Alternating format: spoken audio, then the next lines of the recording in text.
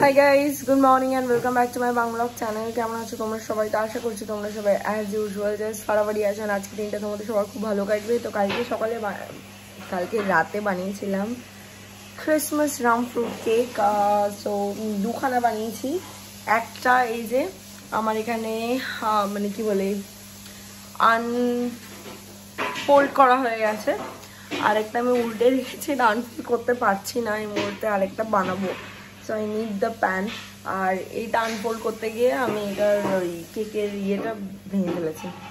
So যাই হোক, এটা আমি তখন দিয়ে ট্যাপ ট্যাপ করে যাচ্ছি যাতে এটা বেরিয়ে যায়। আমি নিচে কী বলে ডাস্ট ময়দা আর বাটার লাগিয়ে ওটাকে ইয়ে করেছিলাম, কেক প্যানটাকে মানে বেসটাকে সেট করেছিলাম, কিন্তু তাও ছাড়ছে না। একটু জোরে মারতে হবে আরও, সেটা আমি পারছি না এই মুহূর্তে। তো যাই হোক, আমি আরেকটা কেকের প্রিপারেশন স্টার্ট করি, ততক্ষণে ভাবছি কি করা যায়।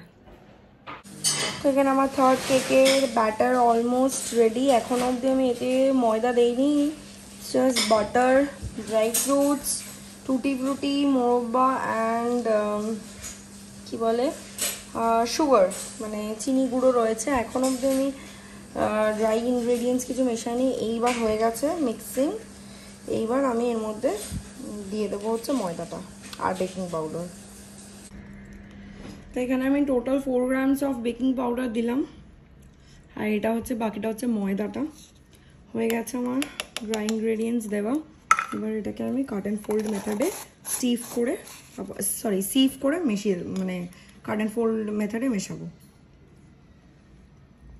অ্যান্ড আমার থার্ড কেক ব্যাটার রেডি। এবার এটাকে জাস্ট আমি ওভেনে দিয়ে দেবো। ওভেন প্রিহিট হচ্ছে 50 সেকেন্ডস লেফট।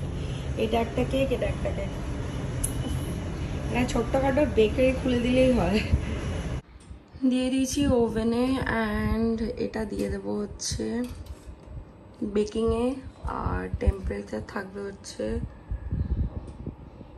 160। অ্যান্ড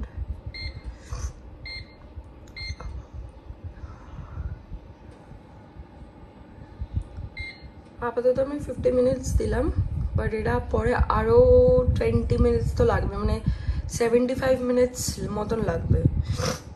গতকালকে কেক দুটোই 75 মিনিটস লেগেছিলো। এবার এটা মানে জানি না কতটা লাগতে পারে, ওরকমই লাগবে 70 to 75 মিনিটস অ্যাপ্রক্স। এখন 50 মিনিটস দিলাম, পরে লাগলে আমি আগে ওই টুথপিক ইনসার্ট করে দেখব।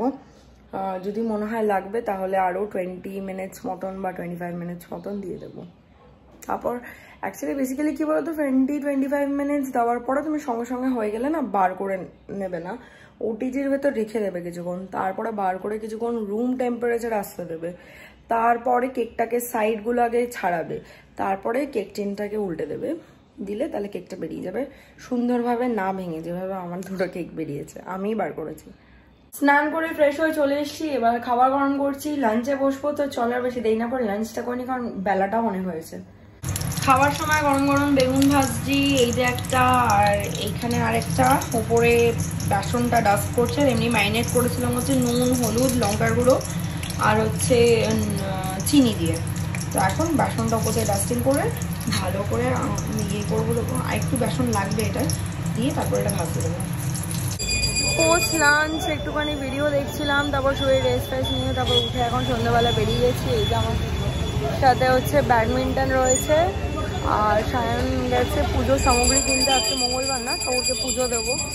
তো সায়ন পুজো মানে ওই ধূপকাঠি, ধুনো আর ধূপকাঠি, মোমবাতি এসব কিনতে গেছে। তো কিনে নিয়ে আসলে পুজো দেবো, দিয়ে তারপর খেলবো কিছুক্ষণ, তারপরেও বেরিয়ে যাবে।